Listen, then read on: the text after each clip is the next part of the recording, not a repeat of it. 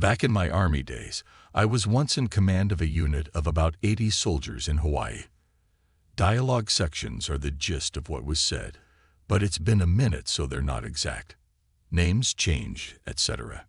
TLDR. Soldier wants out of the Army.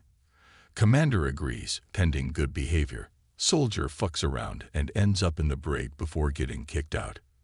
Most of the soldiers in my command were great people, happy to do their jobs and take home a paycheck. Hard workers, creative, adaptable to unusual Army conditions, and generally reliable. But there was one who was trouble from the start. Gentle reader, meet Private Wiggles. My first awareness of Wiggles came 2 or 3 days after I'd taken over command of the unit.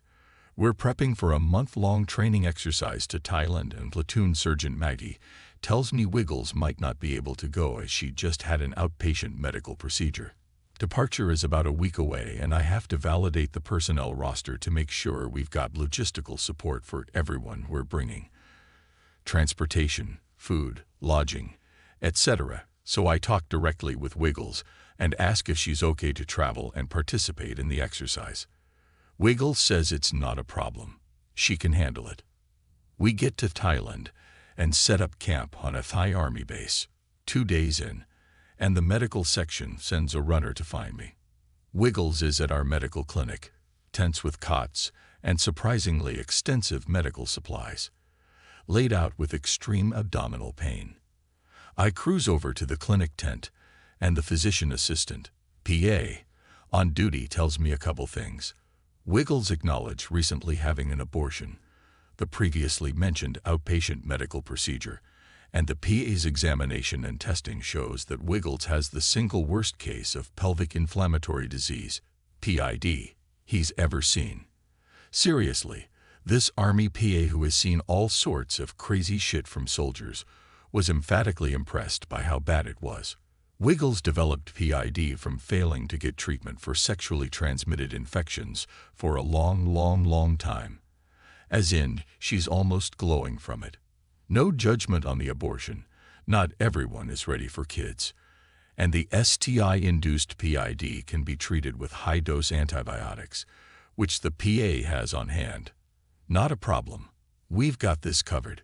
Wiggles is released to Sergeant, SGT, Deb, her section sergeant, who will make sure Wiggles takes her antibiotics and keep an eye on her for any further issues.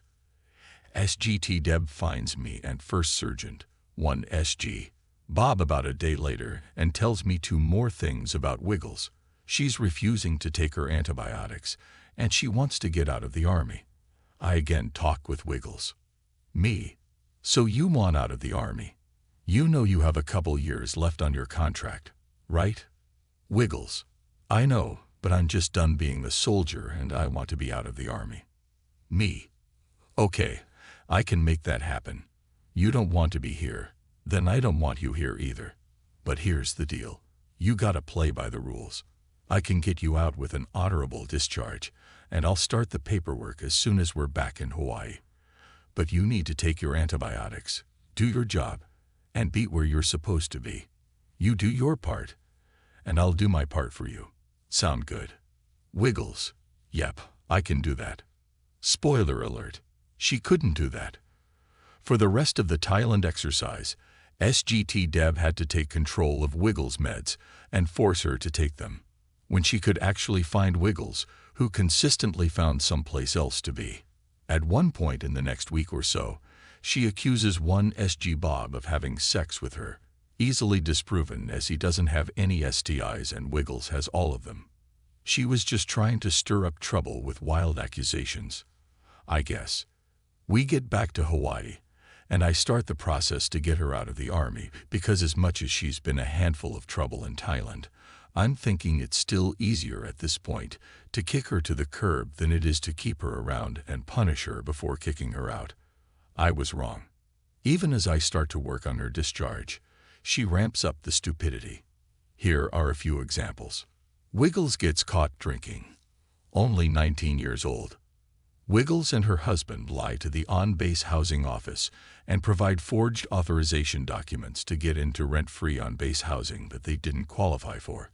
Side note, Mr. Wiggles was no winner either. He was about to be dishonorably discharged from his infantry unit for selling drugs to other soldiers.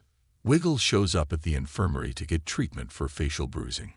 Mr. Wiggles kicked her in the face while wearing his combat boots when Wiggles accused him of cheating on her.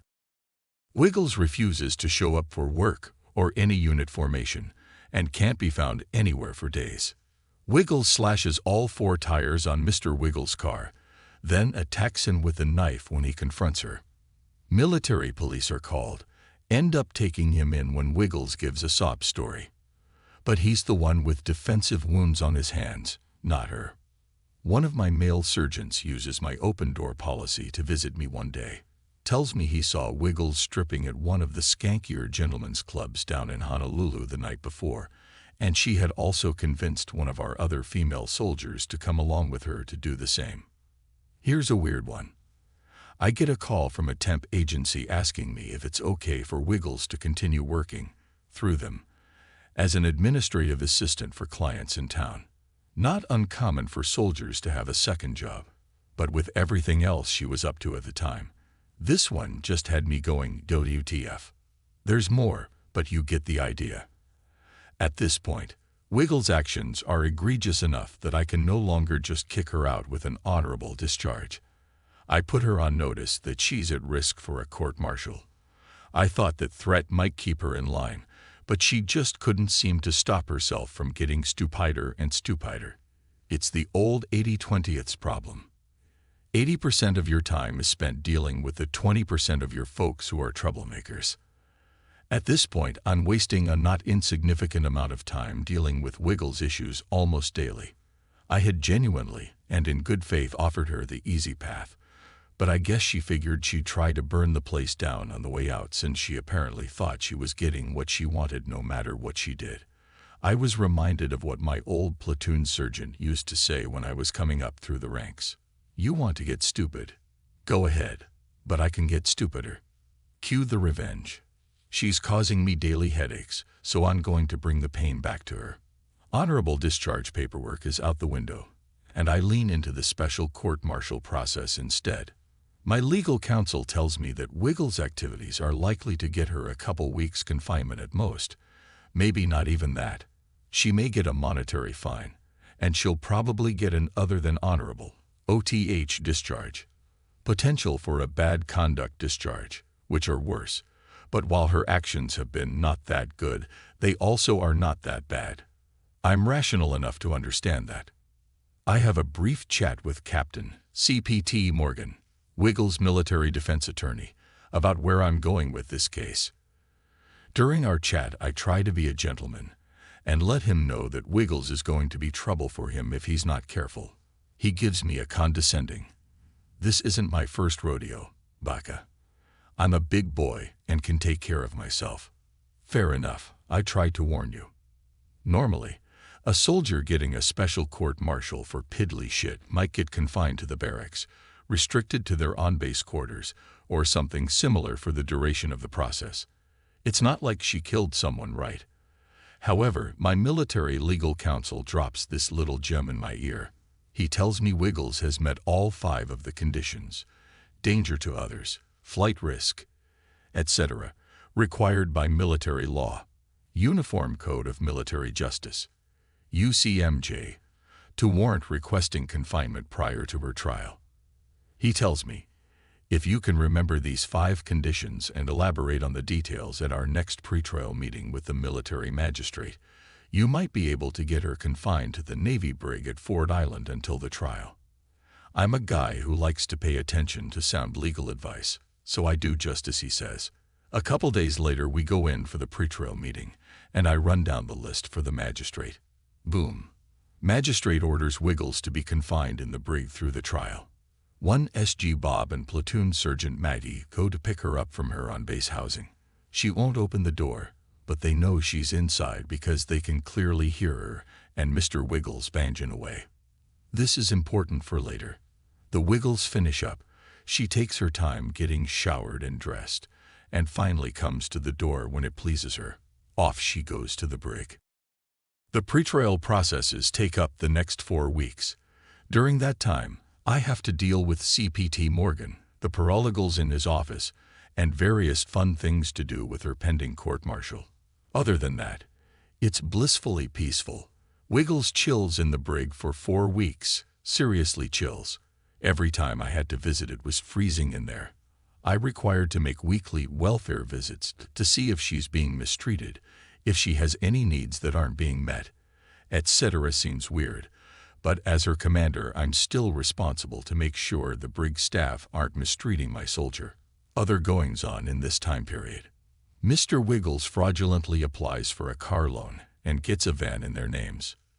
Mr. Wiggles is dishonorably discharged and kicked off the island.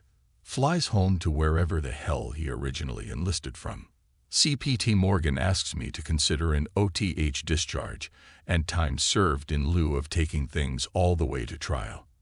I'm hot to get that pound of flesh from her, but my legal counsel advises me to avoid the court-martial and just kick out Wiggles with the OTH discharge. After all, he says, she's already been locked up for almost 3 weeks, so the magistrate will probably just give her time served and the OTH anyway. See my earlier comment about sound legal advice. My boss, Lieutenant Colonel, LTC, Ryan, thinks I'm too invested in the case, that I'm no longer objective. LTC Ryan insists on coming with me to the brig for the next welfare visit. This is 3 weeks into Wiggles' stay in those luxurious accommodations, among other bullshit lines she throws at us. Wiggles tells us she needs to see the dentist about a filling that's giving her trouble, and Motrin just isn't working. At the end of the visit, LTC Ryan tells the guards about Wiggles' filling, asks if they can give her anything stronger than Motrin, then instructs them to follow up with the dentist. Guard actually laughs out loud at this and says, "No sir, Motrin is the best we can do in the brig." And that other thing.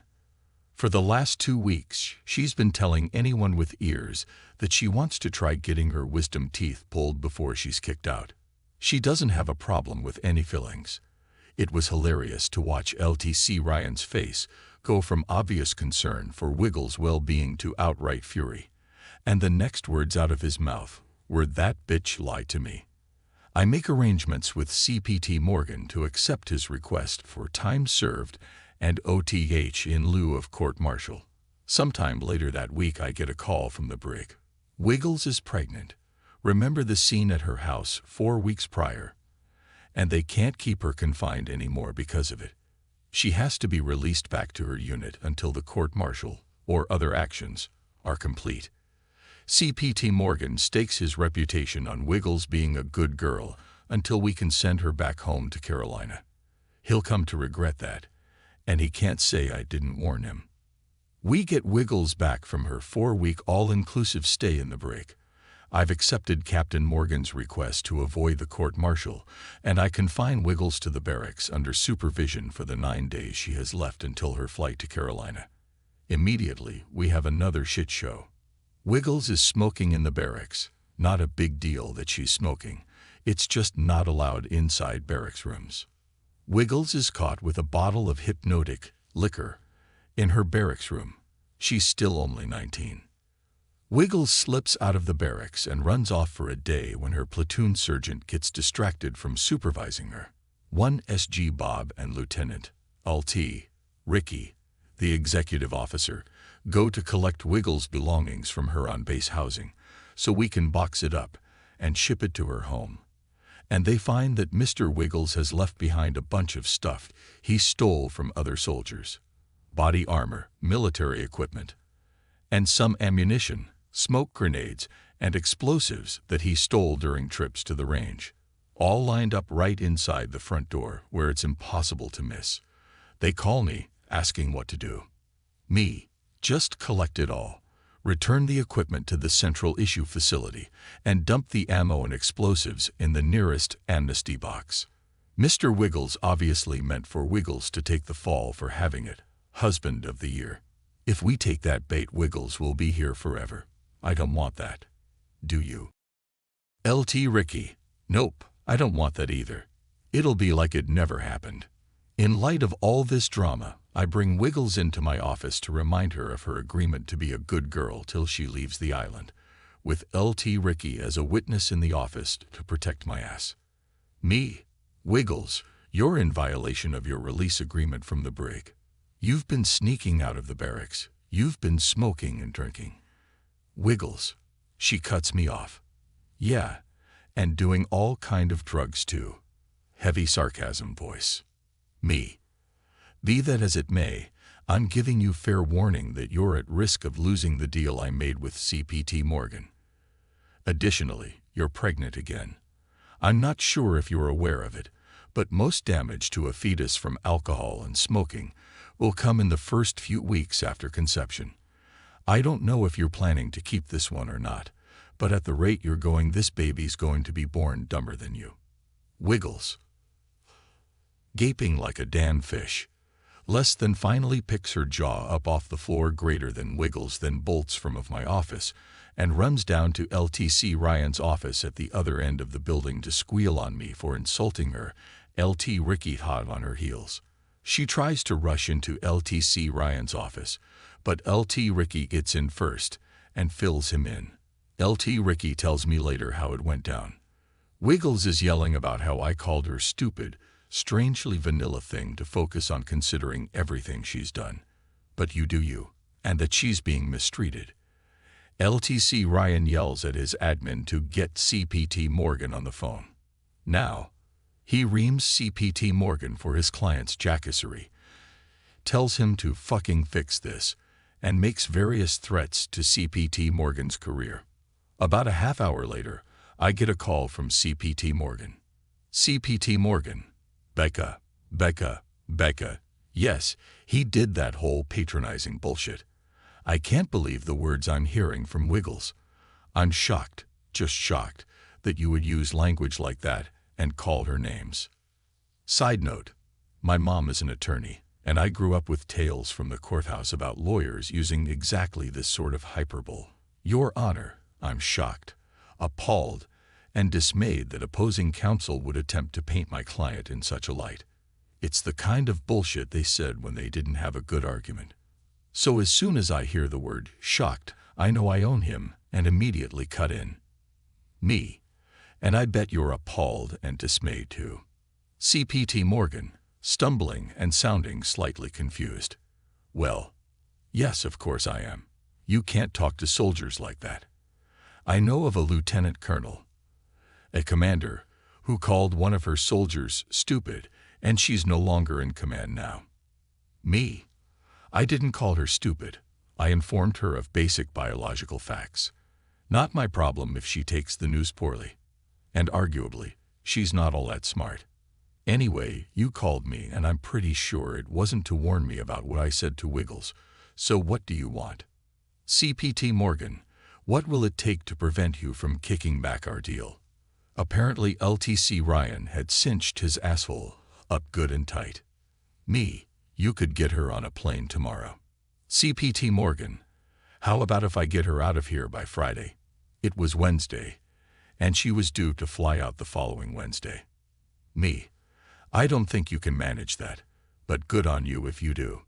To his credit, CPT Morgan gets Wiggles a flight for Sunday, 3 days early. I print up official orders appointing LT Ricky as a military escort specifically for her. LT Ricky drives her to the airport, and the airline desk agent calls me to verify his status when they get to the check-in counter. They give him a special pass to get through security with her. He stays with her at the gate to make sure she gets on, and stays on. The plane then stays at the gate until the plane is in the air. Some boogers are hard to flick. We wanted to make damn sure this one landed someplace else. About a month later, I get a call from the military police about a derelict van in the parking lot with all 4 tires slashed. Guess who that belonged to? It's really kinda sad when I look back on it. I had 2 other soldiers come to me at different points asking to get out of the Army ahead of their contracts. One just didn't want to be in the Army anymore. The other did want to stay in the Army but had family issues that would be a lot easier to deal with as a civilian. They played by the rules, and I got both of them out with honorable discharges and all the benefits. They even qualified for unemployment. Too easy. Wiggles could have had the same treatment. I told her exactly what I could do for her, then had to shift gears and told her exactly what I was going to do to her. Then I did it. I could have been her best friend on her way out the door, but instead I ended up owning her and her dumbass defense attorney. She screwed herself out of transition benefits and access to the VA, and picked up a lifelong black mark for employment, all because she couldn't play nice for a few weeks. She decided she wanted to play fuck around games, and we all know what happens next.